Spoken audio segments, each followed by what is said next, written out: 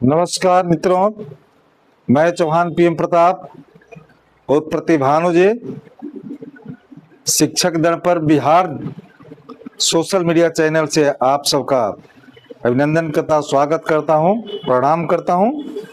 विशेषकर 34,540 कोटि के सभी मित्रों, बहनों और अभिभावकों से एक अपील करने जा रहा हूं। जैसा कि आप जान रहे हैं, शोषित, पीड़ित, व्यथित, दुख और दर्द के मारे और सताए हुए यदि व्यक्ति समूह का नाम है तो वो है 34,540 कोटि के शिक्षक, जिसको सरकार ने भी मारा, लोगों ने भी अपमानित किया, जिस पर विश्वास किया उसने धोखा दिया। और धोखा खाते खाते ये 34,500 के शिक्षक कितने तो स्वर्ग सुधार गए, जीवन से हाथ धो दिए, कितने अपाहिज होकर बेरोजगार पड़कर रिटायरमेंट के बाद जो है भगवान से दुआ मांग रहे हैं, कितने ऊपर जाने के कगार पर दवा के अभाव में मौत के करीब पहुंच गए हैं, और कितने लोग सेवानिवृत्त होने के कगार पर हैं, लेकिन इनकी दुख दर्द को कोई नहीं सुना। जिस पर विश्वास किया गया और विश्वास करके लोग कर्ज काट करके दुख में भी रोकर भी उम्मीद में कि मुझे बुढ़ापे का सहारा पेंशन मिल जाएगा, हम उसमें अपनी जिंदगी को खुशहाल जी लेंगे, कम से कम सम्मानजनक जिंदगी जी कर तो हम मर जाएंगे। लेकिन इन लोगों के साथ ऐसा छल किया गया कि व्यक्ति अपनी लालच में आकर इतना ना लालच बढ़ गया कि इनके जीवन और जीविका पर भी ध्यान नहीं रहा, इनके उम्मीदों पर ध्यान नहीं रहा, इनके मुस्कान पर ध्यान नहीं रहा, इनके दुख दर्द पर ध्यान नहीं रहा कि कब हमें न्याय करना चाहिए। कम से कम मानवता के नाते इनके विषय में थोड़ा सोचना चाहिए। और कम से कम एक कुत्ता भी है तो नमक खाता है तो उसका शरीयत देता है। मालिक के पीछे कम से कम रात भर दिन भर जग कर देखता है कि किसी तरह का हित ना हो, कोई चोर न घुसे। लेकिन हाय रे इंसान, तू कितना गिर गया कि जिसका भी खाया उसी को धोखा दिया, जिसके बल पर जिसको खाकर तुम आदमी बना, एक पहचान बनाया, अपना घर द्वार घरौदा परिवार चलाया, उसको भूल गया। उसके हित पर थोड़ा भी ध्यान नहीं रहा कि क्या मेरी जिंदगी की तरह भी उसकी जिंदगी है, वह कौन सी जिंदगी जी रहा है, इस पर कभी सोचा? कभी नहीं सोचा। ए पतित इंसान, गिरे हुए इंसान, ऐसे लोग तुम मानो कैसे कहता है अपने आप? तुम किसी दानव से कम कहाँ है? तुमने कितनी जिंदगी खा गई, कितने की खुशियां खा गई, कितने की मुस्कान छीन लिया, और तुम मानव कहता है अपने आप को, इंसान कहता है। ऐसे ही कड़ी में मैं दोस्तों चर्चा करने जा रहा हूँ।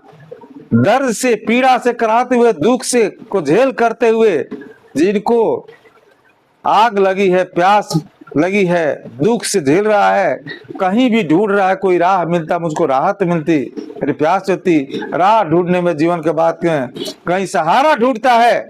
ऐसे व्यथित, ऐसे दर्द दुख दर्दी दुखी व्यक्ति के, दुखिया के सहारा बनने के नाम पर कुछ चंडाल, कुछ विश्वासघाती इस विश्वास जीत करके, उम्मीद दिखला करके और आगे नेतृत्व करने आया।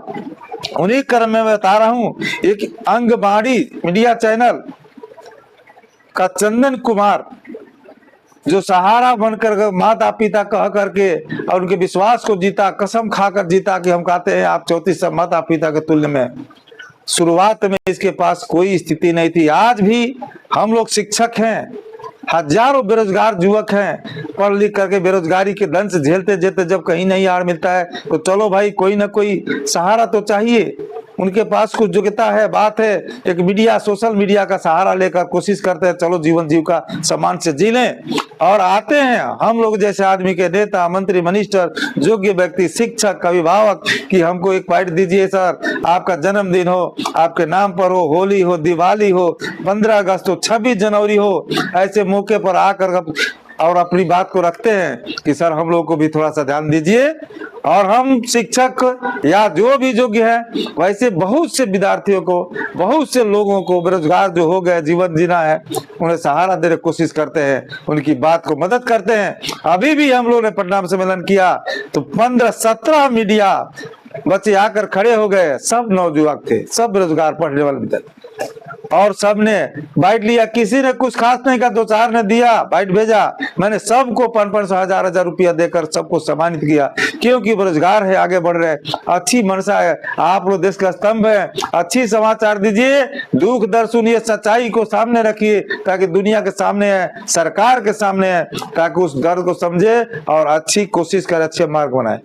इसी उम्मीद से मीडिया पर सब भरोसा करते हैं, बात करते हैं। लेकिन ऐसे मीडिया के बीच में कुछ ऐसे भी विश्वासघाती लोग हैं जिसको ये अपने नशा के धुत में, किस नशा में है, लालच के, मद के, घमंड के या शराब के, जिसको ये पहचान नहीं होती है कि हम क्या कर रहे हैं, किसके आश्रय, माता पिता कह करके उनके पेट में चाकू घोंपना, विश्वासघात करना, उनको गाली देना, उनको बेइज्जत करना, उनको उपनाम देकर और अपमानित करना, ऐसे कहां से शिक्षा पाया? जिन शिक्षकों को गाली दे रहा है, जिन शिक्षकों को अपमान कर रहा है, वो भूल गया कि उसको कखा का कलम धराने वाला कोई शिक्षक भी था। लेकिन पता नहीं किस धरातल से कौन सा माँ बाप उसको संस्कार दे दिया कि ऐसे शिक्षकों को धोखा देकर उसे अपशब्द बोल रहा है, अभद्र बोल रहा है, गाली दे रहा है और अपने को मीडिया कर्मी कह रहा है। वो भूल गया कि अभी 4 साल में इन्हीं शिक्षकों को एक अच्छी मीडिया कर्मी, एक अच्छी एंकर ने आवाज उठाया था, भद्र भाषा का प्रयोग किया था, और उसकी क्या गति हुई। सौभाग्य तो यह है कि वो बुद्धिजीवी जरूर निकली, क्योंकि बात कह दी लेकिन किसी शिक्षक का जवाब नहीं दी, अपने को सॉलिड महसूस कर ली कि हमने गलती किया है। लेकिन यहाँ ये अंगवानी का जो चंदन कुमार है, ये महाशय इतना नीचता स्थिति पर गिर गए हैं, इतनी संकीर्ण भावना हो गई है कि कोई भी कोई बात समझाने की कोशिश कीजिएगा, तुरंत आपको अपमानित, अभद्र भाषा बोलता है, रे तो बात बोलता है। इसे पता ही नहीं कि हम क्या पढ़े हैं, हम क्या कर रहे हैं और किसको बोल रहे हैं।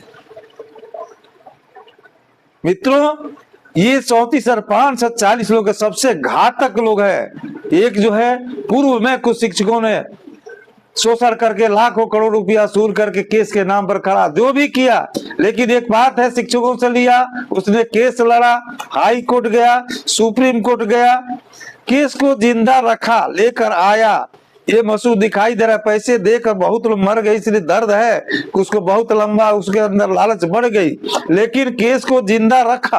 वो तो केस लड़ रहा है, फिर भी एक चलो कोई बात नहीं, लिया तो आज हो कल हो, लड़ रहा है, हम आगे बढ़ गए हैं। लेकिन यह न शिक्षक है, न इंटरवेनर है, न वकील है, न पटिशनर है, इसके बावजूद भी शिक्षक